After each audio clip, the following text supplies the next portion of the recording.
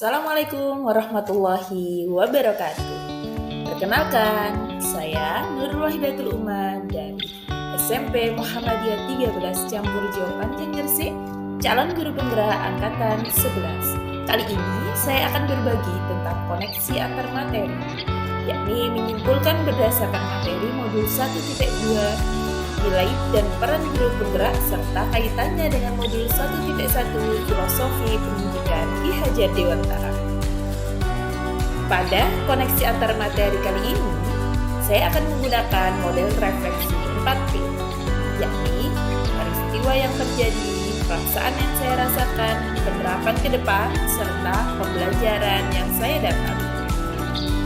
Peristiwa yang terjadi adalah momen penting. Saya menyadari saat ini saya bukan hanya harus mengajar materi pelajaran yang saya ambil dan siswa nilainya di atas KKM saja, tetapi juga saya harus memiliki nilai-nilai seorang guru dan menggerakkan lingkungan belajar yang lebih luas. Momen menantang yang saya alami yakni mulai sekarang saya sebisa mungkin harus terus belajar dan menggali potensi-potensi yang ada di diri saya untuk mengembangkan nilai-nilai yang ada pada guru penggerak yang nantinya dapat memperkuat peran saya sebagai seorang guru penggerak.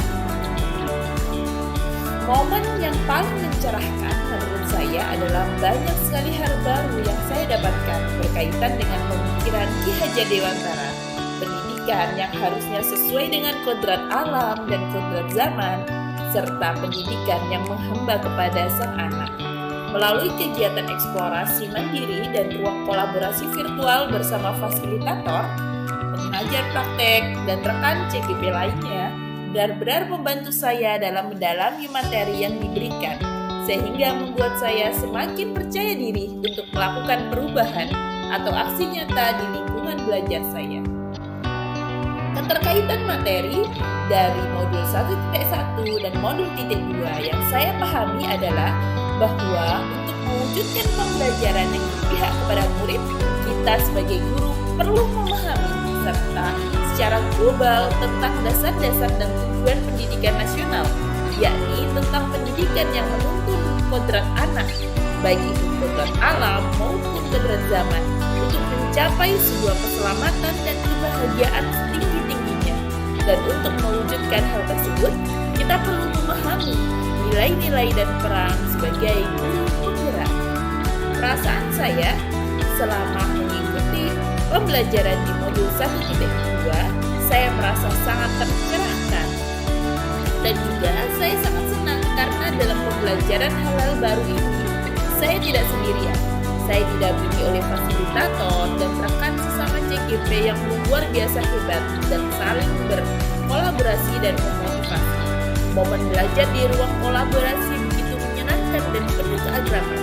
Banyak ilmu baru dari teman-teman yang sangat menginspirasi saya dalam mengembangkan diri dan menguatkan nilai-nilai serta peran guru penggerak yang harus saya miliki. Pembelajaran yang saya dapat sebelumnya, saya berpikir mungkin saya hanya mengajar untuk tujuan mencerdaskan anak, membuat mereka terampil dan berkarakter. Nilai anak harus sesuai dengan KKM, sehingga tidak jarang bahwa beberapa anak jika nilainya di bawah KKM, saya merasa gagal dalam mendidiknya, tanpa memikirkan pendidikan aspek lainnya.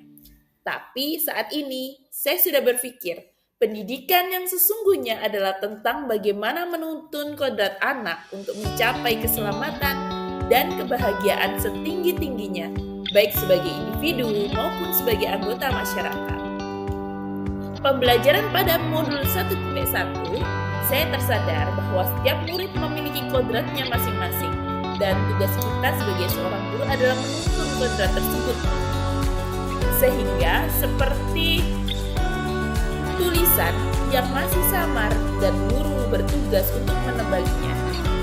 Guru juga harus mampu menemukan dan mengembangkan minat bakat serta potensi yang anak-anak miliki.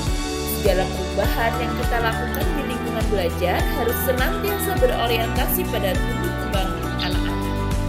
Pembelajaran pada modul 1.2 yang saya dapat adalah saya mendapatkan wawasan baru tentang bagaimana manusia bisa terjebak bergerak, dan bergerakan. Di samping itu juga saya belajar tentang nilai-nilai yang harus dimiliki oleh seorang pengajar, terutama seorang guru. Juga peran-perannya yang harus dilakukan, bukan hanya untuk diri sendiri, tapi juga diberikan kepada yang lainnya. Dan penerapan yang saya lakukan adalah terus belajar baik secara mandiri maupun melalui pelatihan-pelatihan atau seminar penerapan ke depan. Kedua, mencari ide atau gagasan-gagasan baru untuk menciptakan pembelajaran yang berpihak pada murid seperti melalui penerapan pembelajaran yang kreatif dan inovatif.